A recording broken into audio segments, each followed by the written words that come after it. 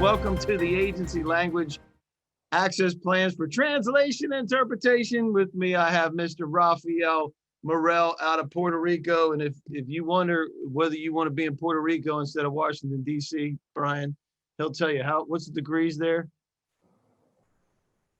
Uh-oh. Right now, it's about 89 degrees Fahrenheit. Right. Yep. So everybody can hate on Rafael all at the same time. Welcome, Rafael Morel. He's the CEO of Lighthouse. They do translation, interpretation. And I'm Dave Lowe. I'm your Gov Brief host, and we just want to welcome you this holiday week. Welcome. And there's a bunch of folks here. And if you take a look, this is why we love doing these, to be able to get information out for you, to you, on things that matter most to you, and a lot of interest in language plans as well as translation and interpretation. And we want to especially welcome folks on the right-hand side of that screen with DHS. We will be featuring some of the best practices that were learned during emergencies with FEMA, as well as the Army Corps of Engineers, who will be featured as well. So this will be the best briefing ever. We have high standards here, Rafael. From Kaylee, she says, if I learn something new. So that's all we got to do, get her something new, and it'll be the best briefing she ever had. And from Anthony from DOJ, if it can connect without issue. So I don't know if Anthony's here. We'll see if he can connect without issue. Julia, few acronyms are used. Love it. Julia, you do realize you work for the federal government, don't you? So acronyms are all part of it. No, I'm just kidding. So hopefully we can keep the acronyms to a minimum. Tony, it relates to not only to emergencies, but general comms with staff, addresses virtual working, and we get handouts. As a matter of fact, I do want to make sure that you get those handouts. So give me 1 second and I will get those handouts. Zoom does not allow us to do the links like we did before, handouts like we did before. So I think it was a security issue. So what I'm going to do is I'm going to drop into the handout link, which is a Dropbox link for the moment. It will eventually be a GovBrief link, but you get what you get right now. So there you go. And Johnny, we just started literally 30 seconds ago, so you haven't missed anything at all. That's right, Johnny or Joni. Yeah, that's right. We started a little bit early, and Brian let us know we were live. We didn't think we were live. We thought we were in practice mode, but Joni. There you go, Joni. Awesome. There's the link. Oh, did I do that to all? Let me do it to everybody, to panelists and attendees. Let me do this again. I'm sorry. I thought I did this right. Okay, so there's the link for all the documents that we're going to be reviewing today. There's a handout so that you can have those. And Aaron, with FEMA, I can implement my new knowledge when I get deployed in a declared disaster. Fantastic. We appreciate what you do with FEMA, Aaron. Lots of important things. So please address from Karen, I think that's how you say that, from FDA. How do you conduct quality control in the translations? How do you ensure the translation is not missing the cultural nuance? Great question. I think it has to do with how good your translators are. Isn't that right, Rafael? That's part of the equation. That's right. Making sure that you're hiring folks that are from that area. Great. Carol, how to effectively communicate with hostile or irate people. Love it. Not that you would ever have anybody that's hostile or irate to you in the VA. From Tony again, in a virtual world, how to best communicate emergencies and other important comms to LEP staff and customers. Speaking of acronyms, LEP stands for what, Rafael? Limited English Proficiency. There you go. And Wanda from HUD, explain clearly the connection between LEP, LAP, more acronyms for that's language access plans. Language access plan, and Title VI, which is your civil rights. So participating is easy, just like that. If you want anything, just pop open the chat, raise your hand. We'd love to unmute you and have that dialogue. Q&A can go back and forth, and can also send, if you want things to not get out for everybody else to see, send it to govsupport@lighthouse.com, and you will get a response, won't they, Rafael? Indeed they will. And Dave, by the way, Peggy just mentioned in the chat that the Dropbox links probably doesn't work in many of the government systems. So she's wondering if you'll send them the link or maybe get them to hand us in another way. We will do that. We will send the handouts. That's the best I can do right now. But we will get that to you. And speaking of the disclaimer that Brian mentioned earlier, that he said there's no way, there's no indication of purchase. You're absolutely right. This event is not affiliated or endorsed by any agencies to provided to you, the audience, for informational purposes only. And participation in this briefing is voluntary, and any engagement by you, the government personnel, is not an indication or endorsement of a commitment to purchase from any vendor. We do that so that we can have the dialogue and we can actually talk without any restrictions, because we're not buying nothing from this alone, right? So, session agenda, we'll get you some introductions to Raphael and Lighthouse and let you know who he is. We'll review some of those initiatives and regulations, including Title VI and non-English community engagement best in the practices for all the communications and dealing with non-English community engagement. We'll get to some of your Q&As, and we'll get some recommended action steps and get you going towards the end of this with additional resource and procurement options. And we will be talking about specifically about some best practices used in relation to the Army Corps of Engineers. Briefing controls. If you look at this and you have side-by-side mode, if you want to see things a little bit different, you can drag that little doodah thing and make us bigger or smaller. If you like the way Raphael looks today, then you can make him larger. If not, you can make us disappear altogether, I think, if you like death by PowerPoint, that kind of thing. So session handouts, it is the link in chat. However, we will send those out to you as well as attachments to an email. So you will get access to those. So why are we here, Mr. Lighthouse man, Raphael Morel? Tell us about what you guys do and how you guys got started. Perfect. We started back in 2003, like it says on the slide, and we are a company that specializes in providing language access. And we provide that language access whether it's orally or in the written format. And we do this both under regular situations as well as under emergency conditions, which is what we got ourselves thrown into back in 2017 with Irma and Hurricane Maria here in Puerto Rico. Yep. And you do translation, interpretation, transcription, and you just got a GSA contract. That is correct. It took us a while, but we did it, and we're very proud of that. You did it. You finally got it. You got that Hub Zone certification pending. I know that's going to be an important thing for folks as well. That it shouldn't be too long, as you mentioned earlier. So why? Let me ask you this: why did you guys decide to come here today? So we're gonna ask everybody: are you involved? Are you responsible for LEP compliance? Are you involved in? You can answer as many as you want. It's multiple choice. Involved in community engagement, public relations, involved in emergency response and recovery, or are you involved with language services contract, or my boss made me come? Somebody's got to answer that. That last one. Awesome. We're glad that you guys decided to join us, and we appreciate you letting us know. We'll keep this open for just a couple more minutes. So, and you mentioned that now, where are you located in Puerto Rico? We're actually located we have a couple of offices. One is in San Juan, Puerto Rico. The other one is on the western part of the island in Isabela. And just like the previous slide said, even though we're based here in Puerto Rico and this is our hub, we actually provide the services not only across the U.S., but also across the Caribbean and Latin America, not only for the U.S. government, but also for private companies and for other entities as well. Fantastic. So that's great. We'll give you another 5, 4, 3. It's painless to do polls, I'm telling you. 2, 1, and boom. So here we go.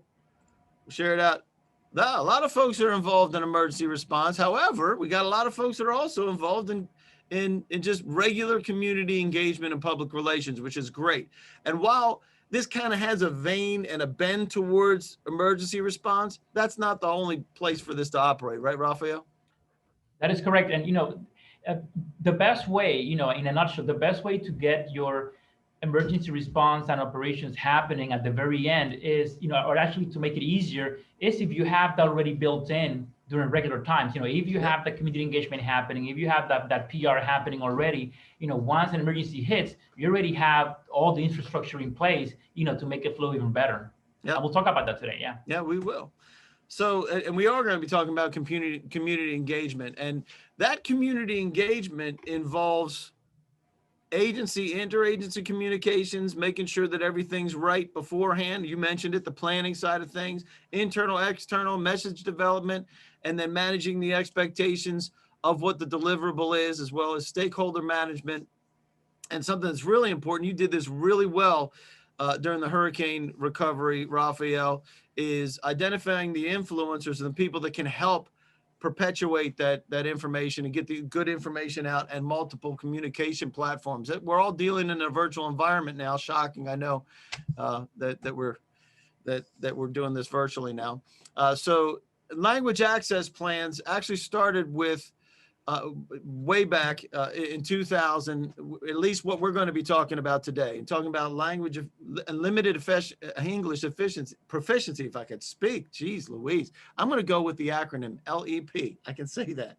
So Executive Order 13166 was the one that really gave guidance to what was mentioned earlier, which is Title VI, was the civil rights guidance, and it applies to all agencies. So it isn't just for the emergency response, but there's a lot of language that DOJ has helped with to help folks understand the importance of developing a good language access plan, or LAP.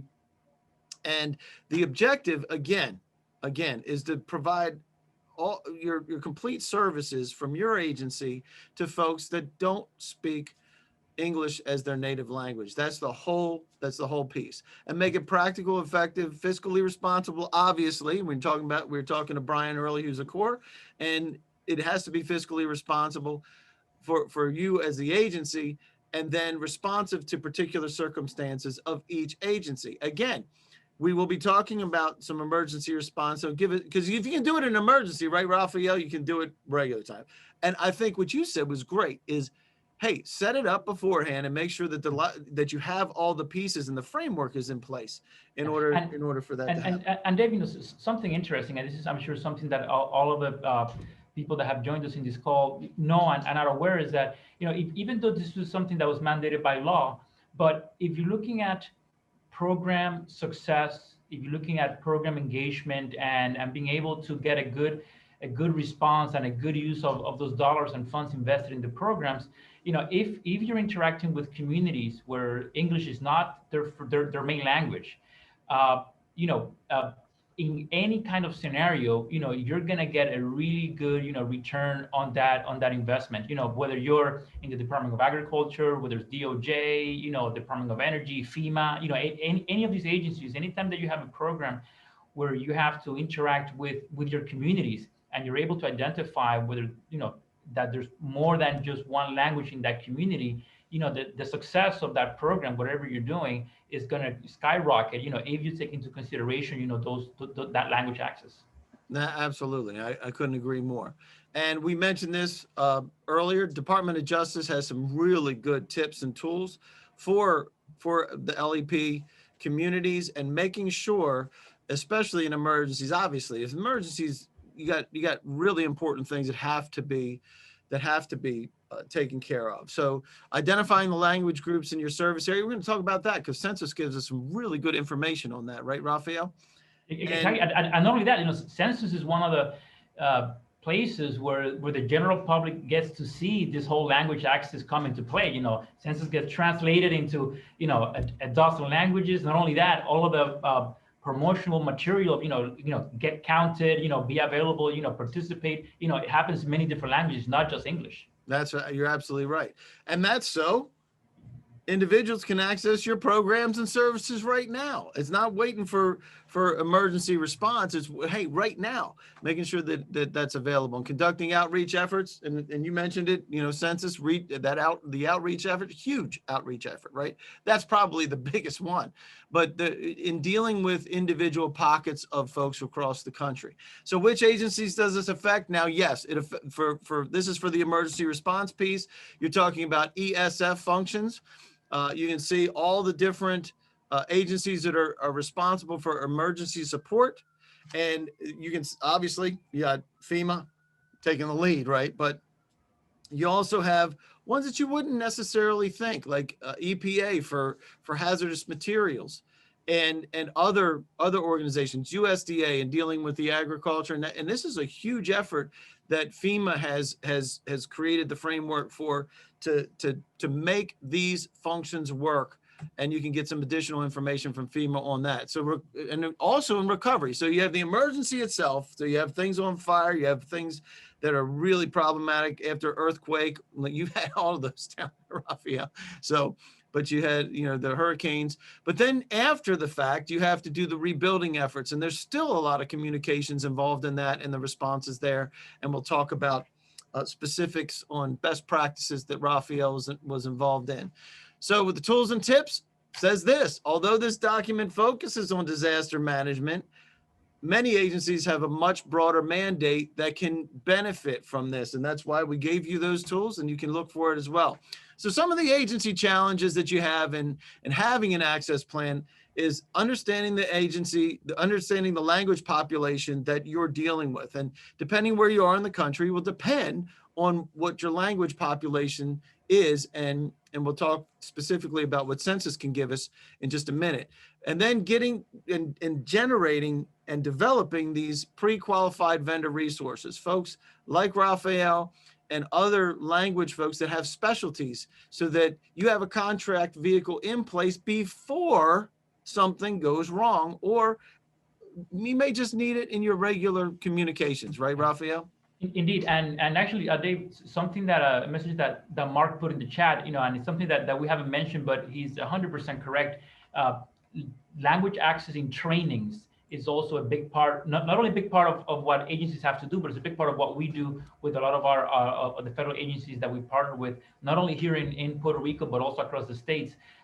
There's a lot of agencies that do inter-country exchanges of information and programs, and where you have people coming from other countries to the States to learn best practices on how to do things. And a lot of those trainings, need to have some sort of language access, whether it's written language or verbal language through interpretation as well. So thank you, Mark. That is a very good point. Training does play a big key part of doing this as well. Absolutely. And getting back to that point about understanding your language population, the census has this. Now it happened, I looked at it to make sure it was there this morning, and it's census is down for maintenance. So if this changes, we'll make sure we get you the update. But this is a really cool tool, and this happens to be Chinese speaking throughout the United States. So you can see where the pockets are in obviously in the Northeast and on the West Coast, but you also find those in different places. So that's why it's important for engaging folks on your team to understand what is the language barrier and where are the people that have language barriers specific to your organization. It's a really neat tool. So now we're going to get into a case study here with you, Raphael. We're talking about what happened with Irma and Maria, and you got slammed back to back, in case anybody forgot. And I mean, it just ripped Puerto Rico apart. And take us through what happened there. Obviously, no power and all the rest of the stuff. Yeah, no, and indeed, it seems like it was a while ago, but actually, we're still living through a lot of those effects of Hurricane Irma and Maria. But basically, Hurricane Maria came through basically a week apart, one from the other. Like you have on the slide, basically we were sent back easily 100 years back. I mean, right. and the difference of what happened here in Puerto Rico versus maybe a lot of these emergencies that you see on stateside is that as an island, the recovery effort had that additional logistic component of having to bring things here.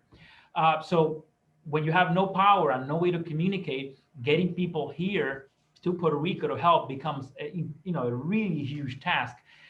When you have a hurricane category 5 hitting any area, road signs go down, utility poles go down, cellular towers go down. Yeah. You're thrust back into the dark ages almost. And I want to add to that. So you think about missing road signs, the challenge of bringing people in that aren't from that location to manage an emergency and not having any idea. You really have to have somebody on the ground with a good lay of the land.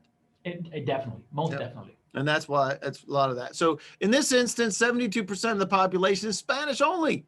Yeah. So they had to come along with emergency responders, and 95% of the folks that are emergency responders are non-Spanish speaking personnel. Somebody asked this earlier, is can you explain why it isn't a good idea to use bilingual agency employees? This is exactly what was happening, right? So they'll send people, hey, I can speak some Spanish, so you get in there.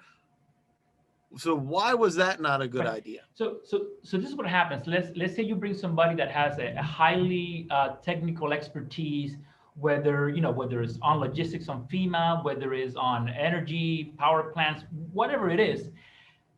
When they make it here to Puerto Rico, and they're interacting not only with the general public, the community, but also interacting with their agency counterparts, then their role almost automatically changes to become a linguist. Yeah. So now that person is not only using their language skills to, let's say, interact with their peer, but they're also helping all of their team members address things as simple as, where's the bathroom? How do we check into our hotel? Yeah. And of course, interacting with the public as well. So that really high level, great professional, who we want that person to be focusing on getting the power grid back up in place, or dealing with other important issues like that, is getting distracted and sidetracked, because he's the only one that speaks Spanish, he's the only one that's bilingual. And so bilingual doesn't make you a language expert. That's the first thing. That's unless that's your job, right? Then the chances are you're losing out on two resources, because you don't have a really good translator, and you're losing out on whatever that person is responsible for doing. And I think that's a fantastic piece to say. And speaking of that, FEMA needed 30 linguists, and Army Corps of Engineers needed 25, and New York SUC, what does that mean? That's a New York consortium of power utility companies. Right. And what that is, there's different agreements stateside that if an emergency happens, people from other regions can come and support. And in this case, that's a conglomerate of utility companies that help each other out in case of emergencies. Yep. And you had to supply one linguist for this. So if we need 25 linguists, right? You're contacted on Thursday. You're contracted by Saturday. Yeah. So when stuff goes down, obviously it has to happen quick. And then you had interpreters in place by the following Thursday. So within a week, you had brought all those linguists together. Tell us some of the problems with that. Well, so we ourselves being in an emergency, trying to get anybody contacted, communicated, set up, briefed, getting everything ready, unless you have that already built in, ahead of time, whether it's our company or our group internally, as well as the agency, if the agency doesn't have that in place, then it becomes this rush to fulfill a need that maybe was not identified properly early on. So many times, in this particular case, why did the Army Corps need linguists? Some people on the call might be wondering. Well, Army Corps was delegated the function of monitoring and supervising the performance of the power generators that were deployed here in Puerto Rico. And pretty important. and especially, since the whole power system was down in Puerto Rico. So, at one point, there were easily over 1,200 generators running every single day from hospitals, government facilities, prisons, anything that you can imagine that will need power under these kind of critical situations. So, Army Corps got volunteers from different regions to come down to Puerto Rico. And again, coming into the issue that, easily 95% of them, not only did they not speak Spanish, but today, to your point, what you mentioned earlier, they have to now use a GPS system in a country that now, in an island that now doesn't have any road signs, where the topography doesn't really lend itself well to navigate, and they're having to go out there in a place that they don't know because they haven't been here before. It doesn't look like what it should look like because of the hurricane devastation, roads closed, bridges torn down, you name it. And they don't speak the language or are familiar with the local, idiosyncrasies of, let's say, Puerto Ricans versus Mexicans or Cubans or somebody else. To do that job, they realize, wait, and actually they actually had their team here and started to go out. And literally the first day they realized, whoa, we need help. We can't do this by ourselves. We need to get people that not only speak Spanish, but that know the lay of the land, so we can actually get our task done. And you mentioned, if everybody just thinks about that for a minute, roads closed, debris all over the place. It doesn't look like anything like it's supposed to. And you still need to be able to get to where you want to go. And I think you mentioned something that Cameron, it was Carney from FDA was talking about, the culture and nuance, right? The difference between, Mexican Spanish and Puerto Rican Spanish. It's important.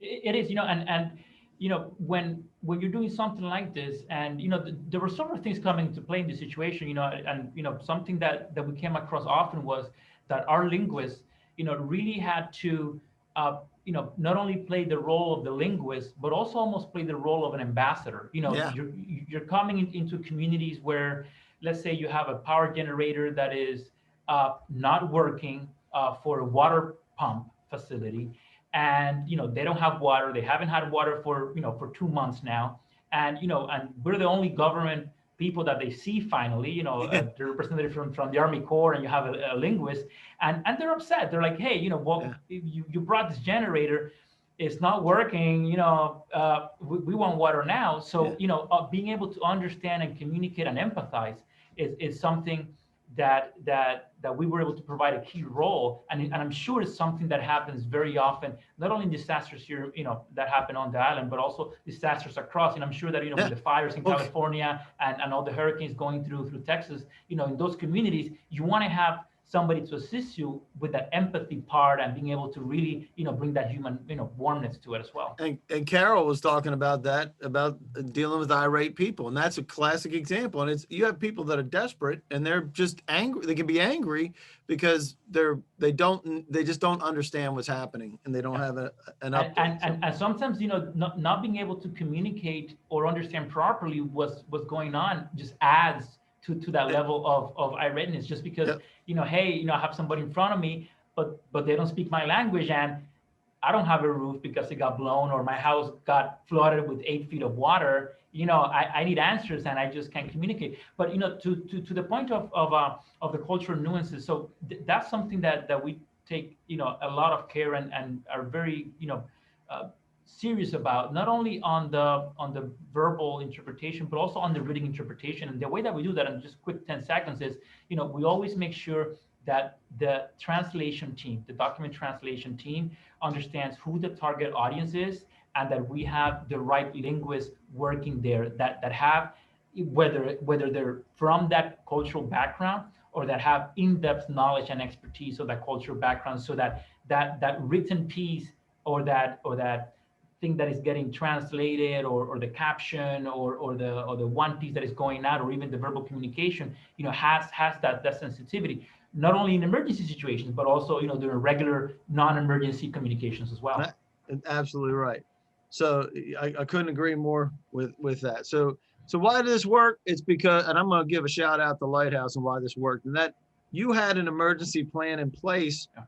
And you had all the redundancy that was necessary so that you could service the folks that were coming in, as well as be ready to assemble those folks in a very short period of time, and getting to a place where you can mobilize quickly and you could scale.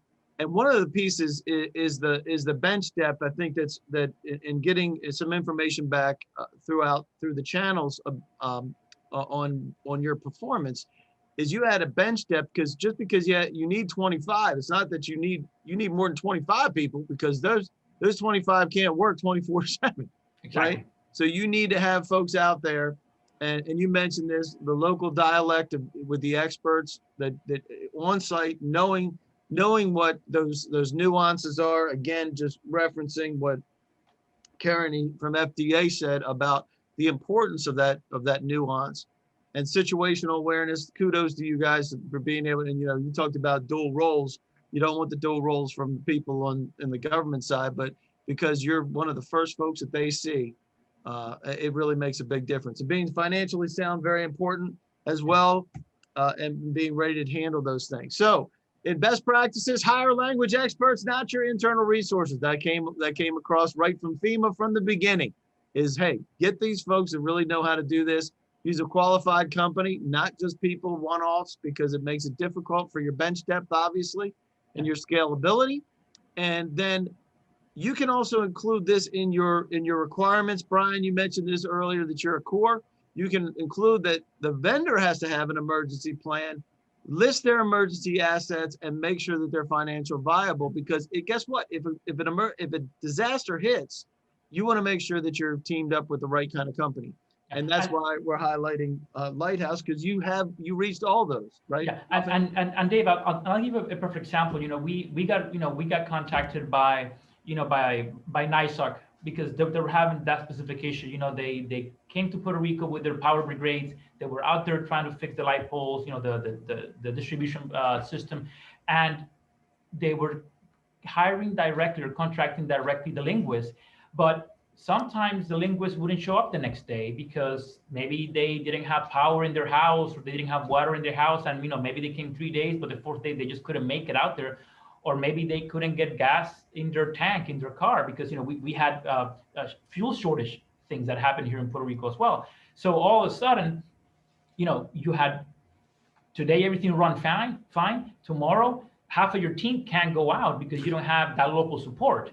So they reach out to us and say, hey, we're doing this individually, we're hiring the people individually, but we need somebody to have the depth of getting us here, let's say 10 people. Mm-hmm. We don't care if it's the same 10 people every day, but we need 10 people here every day. And that's what we were able to do, not only for them, but for Army Corps and for other agencies that were here. At one point, we had close to 120 linguists on our roster that were available, 24/7, so that we could meet those requirements, so that every single day, those agencies could be sure that their brigades could go out, to interact with the public and get the work done for the disaster relief.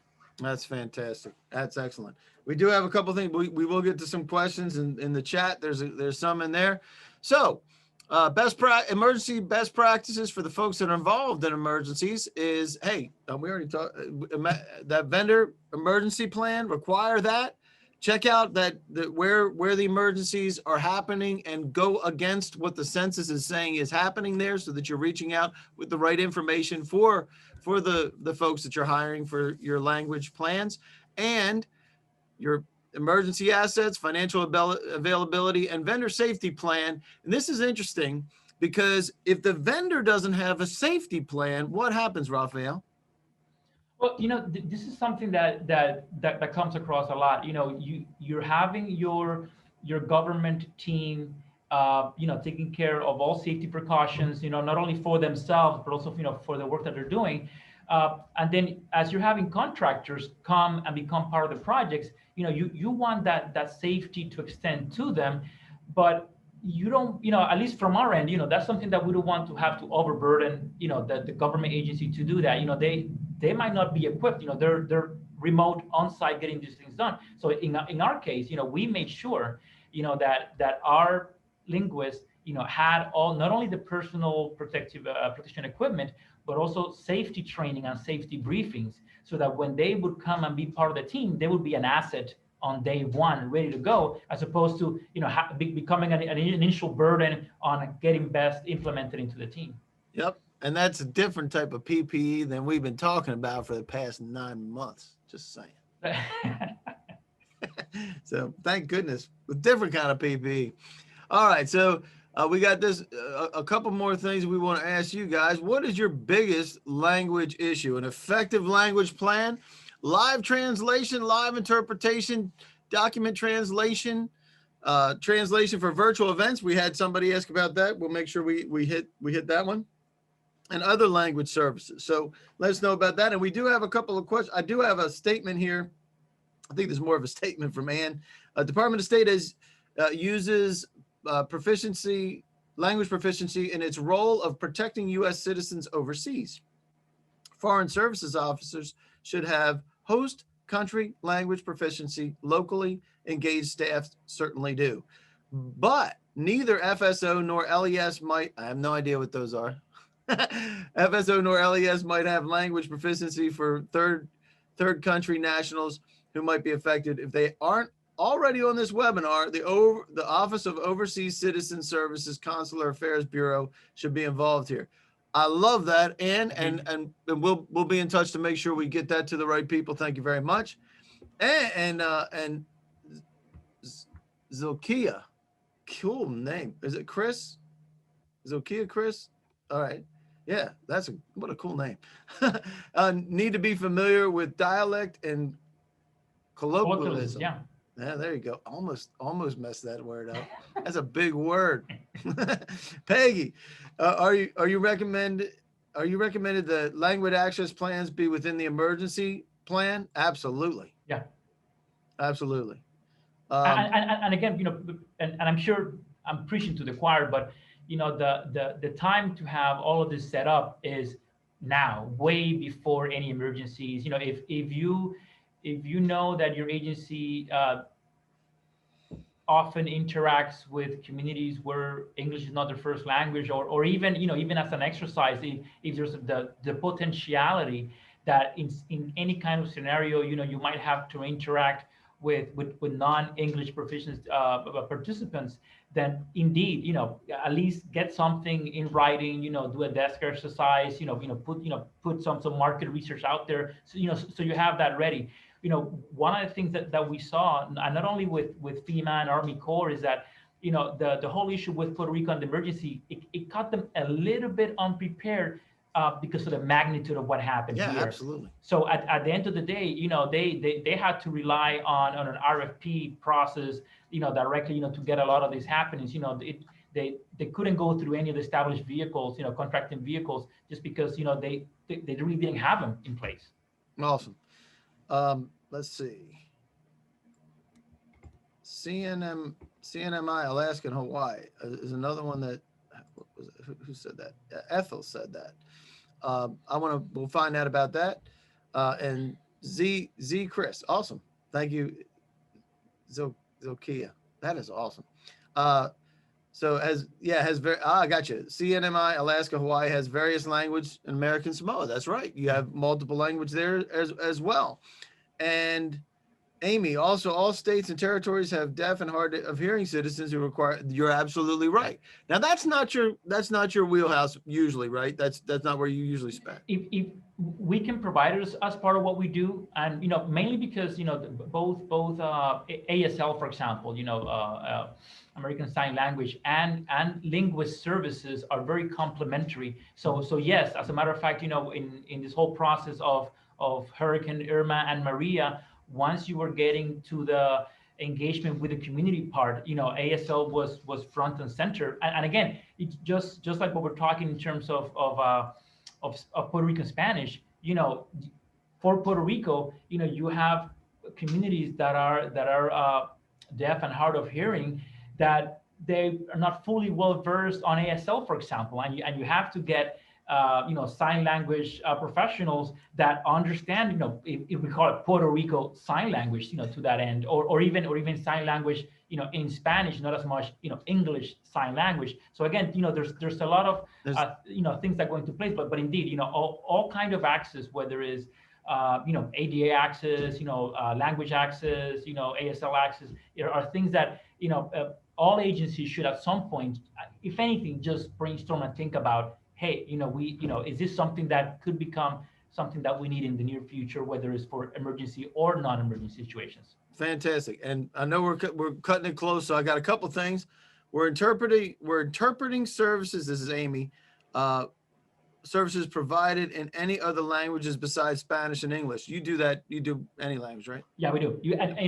Not only do we do Spanish, but we, whether it's Russian, Chinese, Korean, Portuguese, French, you name them. Not only on in our role under emergency situations, but for trainings like discussed before, we provide a lot of different language combinations for those trainings, whether it's interagency cooperation or international cooperation between U.S. agencies and agencies in other countries. Yep. And Yasmin has a great one for here. Is there a process to verify the interpreters are used or qualified? This goes for the interpreting agency providing the interpreters and the federal agencies who are utilizing the interpreters. Yasmin, that is one of the best questions there. So take us through that. Let's find out where Yasmin's from. Yasmin's sure. from FEMA. So thank you, Yasmin. So, go ahead. So, what happens with, and that's a very good question, and I think for any agency, definitely partnering with a language company, with a company that dedicates themselves 100% to provide, language services is one of the key criteria to start with. And, through many of the engagements that we have had with the government, there are some criteria, whether there's some proficiency tests or certificates or just some kind of things, credentials, to ensure that the people that we're saying are linguists, that they're actually are, linguists, and we can provide that as well. On our end, this is what we do every day. So be certain that when we send you a linguist, that linguist, will do the right job. Excellent. And Brian, we know he has to go, and we're actually a little over, so I'm going to push this through a little bit quicker. We'll talk to you later, Brian. Thanks for joining us and being here while you're watching Oz behind the curtain. Protecting your agency. Go ahead. And just a quick question on chat, from Crystal. Yes, we do provide OPI, over the phone interpretation, and not only that, something that I think we got a question earlier on. Ever since the whole pandemic and the shutdowns and COVID-19, we have continue to provide our services virtually as well, whether it's live interpretation through Zoom and through Teams. There's different platforms that are being constantly used by not only by the private sector but also by the public sector. So in that regards, whether it's over the phone, whether it's virtual, and of course still on site, with all the necessary safety precautions, we continue to provide language access, to all of our clients. Fantastic. Absolutely. So protecting your agency, pre-qualify your vendors. And it doesn't have to be Lighthouse, but use them as a model because they did it right. Scalability, professional vetting, just exactly what you just said, Yasmin. Make sure that they're vetted. Local dialect experts for the folks that have been talking about the new cultural nuances, and require situational awareness training. And this is awesome because if you're not paying attention to what's happening in the situation, you can have irate people and you're trying to help them and you can't because there's no situational awareness. We highly, highly recommend establishing a BPA or an IDIQ so that you can knock out these translations far before you have an emergency so that you don't have to try to crank out an RFP in a day or two. So we all know how those work. Knowing the language dynamics, and don't rely on your internal bilingual abilities. Great for that. And we'll ask one more poll, which is, when do you anticipate having a language services requirement? So that if there's any additional information that you need, we'll make sure that you get it. Very important. Let us know so that you can get when you need that information. And with that, let's see if we have a couple of more comments here that we can do while we're doing this. What are the acronyms BPA and IDIQ? Obviously not somebody from procurement. Blanket purchase agreement and indefinite delivery, indefinite quantity. Love it, Peggy. Thank you very much. I would like to get on the roster for emergencies and would like to serve in that capacity. Very good. We'll make sure that you get that. Brian had to leave. Let's see. Ethel says, HUD runs into problems with interpretation with the small islands. This webinar is informative. Fantastic. So we cleared somebody's hurdle of learning something. So I don't know. That wasn't you, Ethel, that said that from the beginning. Yeah, and Dave, real quick, to that comment of having difficulty with interpretation on the small islands. This is again, and I hate to beat up a dead horse, but in emergency situations, the amount of people that are available gets decreased because they themselves have suffered through the emergency. So if you have a pool of, let's say, linguists or any other kind of professional available, whether it's electricians, plumbers, engineers, whatever the case might be, through an emergency, you lost part of that available pool just because they got to take care of their home, That's right. their elderly, their family.